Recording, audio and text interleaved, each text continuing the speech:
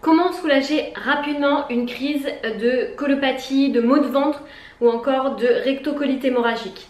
Bienvenue à vous dans cette nouvelle vidéo, je suis ravie de vous retrouver. Je m'appelle Coralie Béguin, je suis naturopathe spécialisée dans les troubles digestifs chroniques. Donc j'accompagne les personnes à travers mon programme en ligne ou encore via différents programmes que vous pourrez retrouver dans la barre d'informations juste en dessous. Alors bienvenue à vous dans cette vidéo. Aujourd'hui on va parler de justement comment soulager, comment on peut essayer de soulager une crise de rectocolite hémorragique ou encore de Crohn quand ça arrive. Alors il faut savoir que c'est vrai, c'est très douloureux ce type de symptômes quand vous souffrez d'une crise, parce qu'en général vous êtes plié en deux, il n'y a plus rien qui passe, parfois ça va à des vomissements, des nausées, de la diarrhée avec du sang. J'ai vu des personnes qui perdaient énormément de sang dans les cas de crise de RCH et en général vous êtes plié en deux. Donc moi déjà la première chose que je souhaitais vous dire, c'est que déjà on va essayer de ne pas paniquer quand il y a ce type de choses qui arrivent. On sait que la maladie en France nous fait peur. Il faut essayer de comprendre pourquoi votre corps vous envoie ça. Est-ce que c'est par la partie de l'alimentation? Est-ce qu'il y a des choses qui ne vont pas et du coup en fait forcément ça ne passe pas et votre tube digestif essaie au maximum de l'expulser? Ou est-ce que c'est parce que vous avez eu aussi une rupture, un stress, un choc émotionnel qui a fait que ça vous a entraîné quasiment instantanément des maux de ventre ou une crise juste après? Donc ça c'est déjà les deux choses que vous pouvez essayer d'identifier. Après également ce qui est important aussi dans ce type de crise, c'est que si vous perdez trop de sang, forcément il va falloir aller à l'hôpital ou en tout cas ça nécessite une urgence médicale. Donc ça c'est vraiment... faut vraiment aller voir un médecin ou tout de suite appeler le 15 dans ces cas-là parce que vous pouvez faire une hémorragie aussi interne. Donc c'est important aussi de bien quand vous avez RCH, de toute façon une RCH ou une maladie de Crohn, vous êtes vous êtes en général accompagné et c'est bien quand même d'aller voir son médecin ou en tout cas si vous perdez trop de sang pour éviter la carence en fer, pour éviter aussi d'autres désagréments et la fatigue notamment, d'être suivi médicalement. Moi ce que je vous propose plutôt en naturopathie effectivement quand il y a ce type de choses qui arrivent, au lieu de sensibiliser encore le tube digestif, c'est-à-dire qu'en fait il faut comprendre que le tube digestif c'est un muscle. Comme tous les muscles, quand vous le sollicitez trop, comme par exemple un coureur à pied qui va s'entraîner, se surentraîner, il va peut-être potentiellement faire en fait une tendinite ou une fracture où il va y avoir un muscle qui va commencer à se blesser beaucoup plus facilement, parce qu'il va user ce muscle beaucoup plus que ce qui peut le supporter. Au niveau du tube digestif, c'est exactement pareil. Quand on use notre tube digestif par le biais de grignotage, par le biais du stress, par le biais de boire de l'alcool, par le biais de ne pas manger équilibré dans le sens où ce soit assimilable et digeste, je vais me retrouver effectivement à avoir mon tube digestif qui va être en feu. Je vais avoir mon tube digestif qui ne va plus pouvoir rien digérer. Et en fait, la moindre chose que vous allez mettre dans votre tube digestif, ça ne va plus passer. Et donc là, on va vous demander de faire des tests d'intolérance alimentaire ou des tests d'allergie alimentaire. En général, ces tests-là, pour moi, c'est compliqué de les interpréter parce que vous pouvez très bien être allergique à quelque chose, en tout cas intolérant à quelque chose, et 3 mois après ne plus l'être. Donc c'est très difficile de bien analyser. Alors c'est par rapport à mon retour en tant que naturopathe et ce que j'ai pu voir en consultation, encore une fois.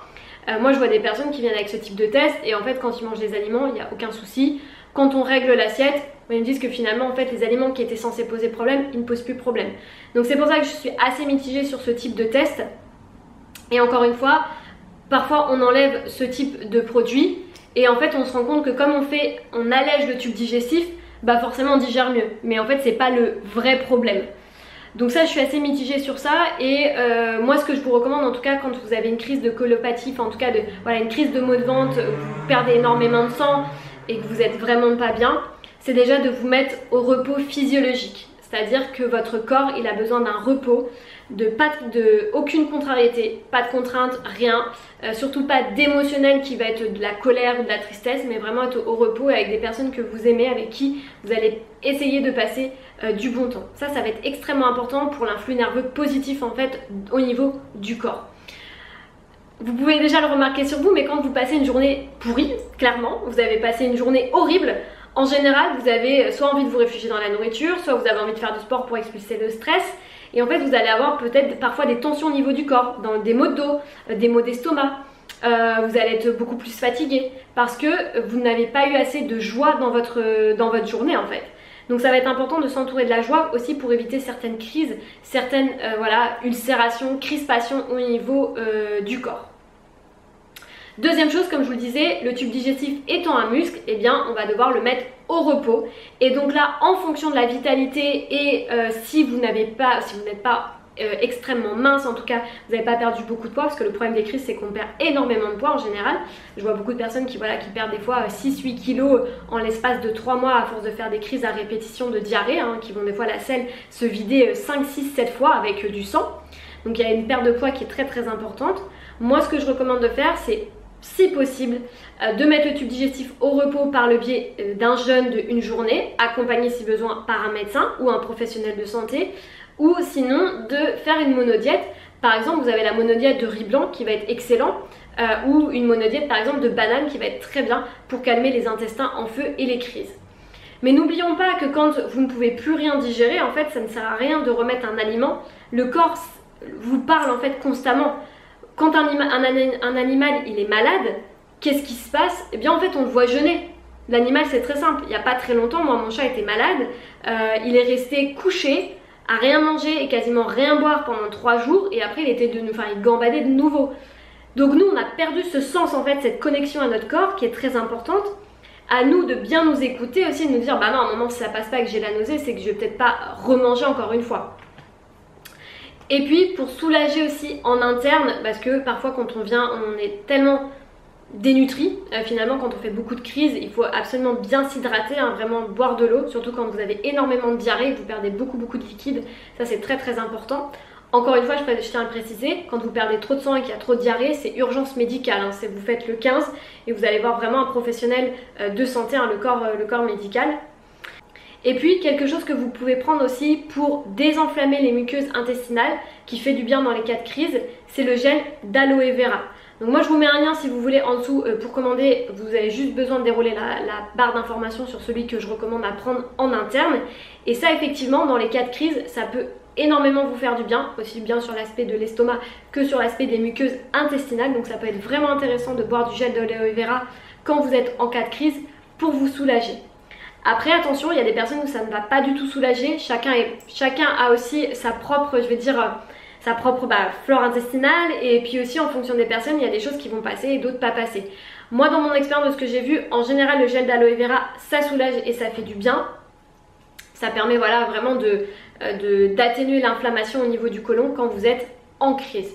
Et donc vraiment mettre au repos votre tube digestif, de vous mettre au repos, aucune contrariété, et pourquoi pas prendre effectivement du gel d'aloe vera pour vous soulager. J'espère que cette vidéo elle aura pu vous aider aussi à comprendre et à avancer sur votre santé. Prenez bien soin de vous. Si vous avez envie d'aller plus loin, eh bien vous pouvez aussi rejoindre le programme en ligne sur 6 mois sur comment apprendre à régénérer ses intestins et apprendre à clairement quoi manger en fonction de ses troubles digestifs, en fonction de sa pathologie. Donc je vous détaille tout. Vous avez un programme accessible sur 7 modules avec notamment aussi une partie sur les compléments alimentaires, les combinaisons alimentaires, tout ce qu'il faut faire et ne pas faire en cas de troubles digestifs chroniques. Prenez bien soin de vous, n'oubliez pas de vous abonner à ma chaîne YouTube si vous voulez recevoir les dernières informations. Un petit commentaire aussi ou un petit pouce, ça me fait toujours plaisir pour m'encourager. Et puis à très vite dans une prochaine vidéo.